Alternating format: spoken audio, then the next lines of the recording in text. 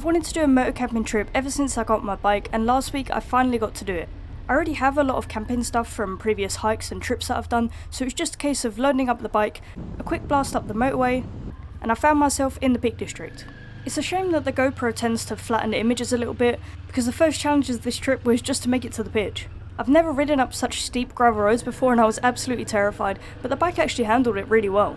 If you don't usually ride off-road, I'd really recommend doing something like the motocross day that I did last year, because just getting used to the feeling of a bike moving around underneath you will really help with things like this. I wasn't really prepared to be parking on grass, so I didn't bring anything to put under my side stand to stop the bike sinking in, but luckily the campsite gave us a few pieces of wood to use. A lot of you know that I slipped on some mud a couple of months ago and broke my finger, so I was really nervous to be riding across grass, but I feel like I overcame a barrier and became a slightly better rider by doing it. So after making it to the campsite, it was time to set up tents. This is just a cheap tent from Decathlon that I have lying around. It did a pretty good job keeping me dry, but it wasn't super warm, and it also doesn't pack down very small. I did manage to fit all of my gear in my 50-litre duffel bag, and that was including the tent, but I did find myself wanting for a little bit more luggage space. I think if I were to do this trip again, I'd probably pack the tent on top of the duffel bag, so I could have space for a few extra luxuries. And one such luxury would definitely be a pump for the sleeping mat, because after a 4-hour journey, you don't want to be standing there blowing this up manually. It's nice having some food with you that you can just snack on without having to cook something as soon as you get to camp, but after eating about 5 of these cocktail sausages, I can safely say,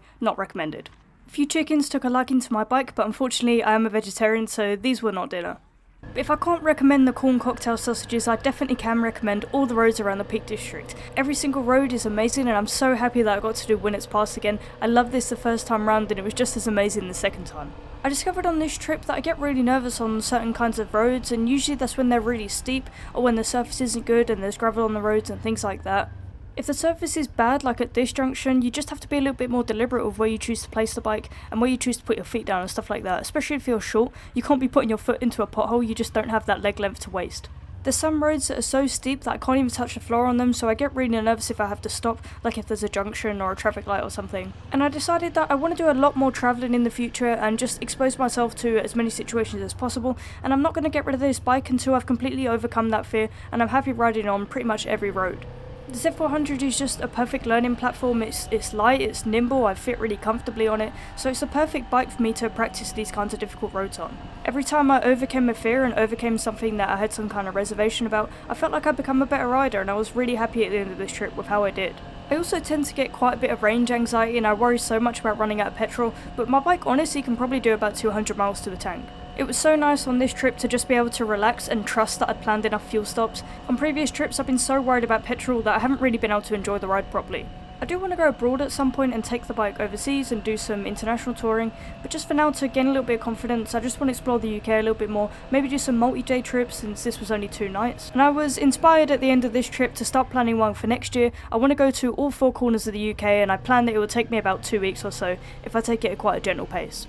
One tip if you're planning something similar is to pick the right person to go with, or if you don't have the right partner, just go solo. It can really ruin a trip if you go with the wrong person. I was lucky on this ride, my riding partner was awesome. We were very in sync and very organised. For example, I handled route planning and navigation, she carried some of the stuff that I couldn't fit on my bike. It was just a really good experience. It's not very nice to think about, but really, in the worst case, if something happens to you or you get into trouble, you want someone you can trust and who's actually going to look after you. And once you've sorted out all the safety aspect of things, you can just relax and enjoy the journey. Well, I guess you can relax as long as you trust your sat-nav. Luckily, mine didn't want me to do anything weird, but it did take me down this road with a decline of 16%, which was a little bit interesting, but luckily it worked out fine. The bends and the good views kind of made it worth it. I would recommend planning your route out in advance. I have a Garmin sat-nav, so it makes it really easy to do this, but if you can do this on an app or something, it really helps you out. You can make sure you're not going to ruin your trip by your sat-nav sending you down some dodgy road and you ended up slipping or something. The route that I followed was actually out of a book called Britain's Best Biking Routes, and it has loads and loads of routes in there. I definitely want to try some of them out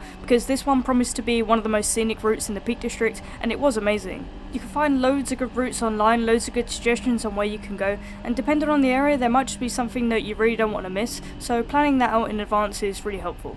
The camping aspect of this trip was really enjoyable too. It's not for everyone, but if camping's something you enjoy, it's just such a nice feeling to track everything on your bike and just go for a little trip.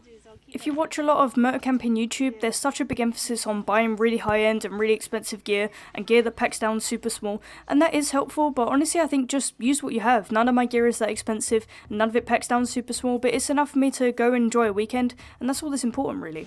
If you don't own anything and you're buying stuff for the first time, then yeah, you can do a little bit of research and get something good, but if you just happen to have stuff lying around at home, chuck it on the bike and go for a little ride. It's really enjoyable. I'll definitely be doing some more motocamping trips in the future, and just some longer tours in general, and I look forward to taking you guys along for the ride too.